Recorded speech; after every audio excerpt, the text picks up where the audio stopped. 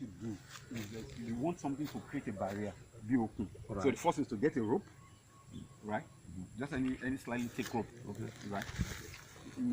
Be twine, Right. you know, Right there. enough for this length. Number one. Then number two. Now what we're trying to say is how to prevent this thing from covering the whole of your pond. So rope first. Listen, I don't repeat myself. Rope first, one. Then two. Sakama Bombi, my friend, you look leave for that guy. stick. You look for a stick that can get to the depth, right?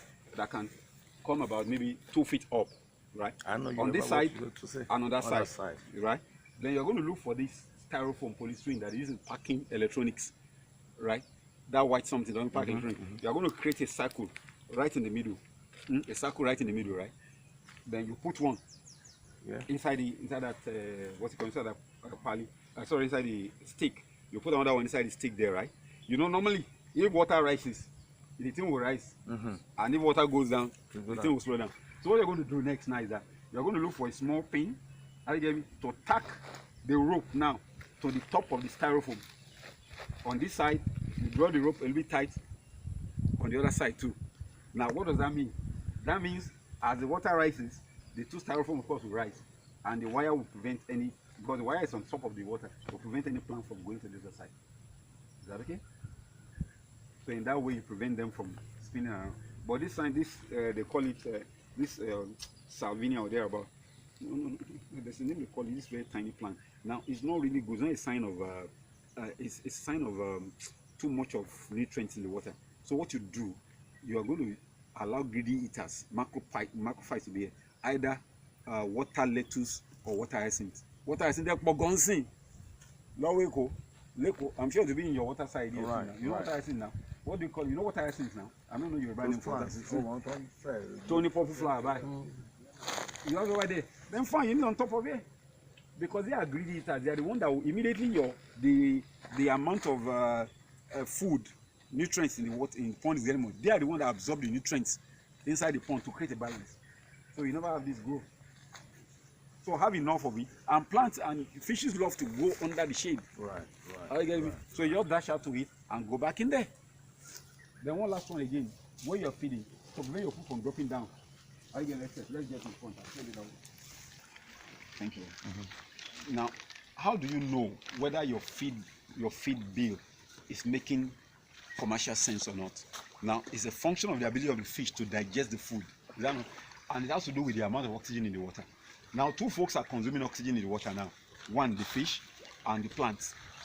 Now, during the day, the plants are releasing oxygen, which the fish they take, the carbon dioxide of the fish, they release oxygen to the fish. Are you getting me? Why the fish give them carbon dioxide? So everybody is happy now. But at night, when catfish want to convert the food to flesh, these same plants, these green thing are plants, so they call them algae, microscopic plants. They will now be respiring and start consuming oxygen too at night. And that time your fish won't convert the thing into what's it called? Into flesh. And without flesh, now you get money now because now the flesh be the fish now, which you sell.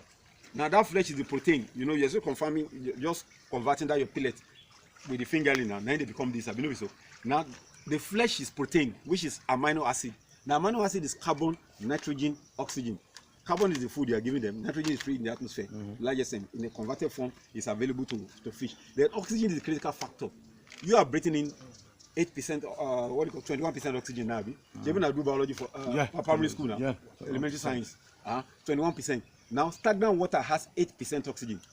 But the moment it gets bad, once you leave water in a container for about a day, if you touch after 2 days and touch water in a bucket, your hand is slimy.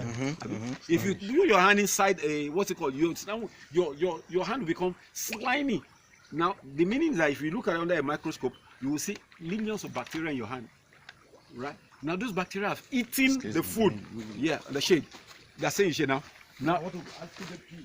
Oh, okay. Now along the line, in is the shade, you know, to make sense. Now, so along the line, you need that oxygen, very crucial, and the oxygen is now 0.001 inside your bucket. Now the same thing happens there.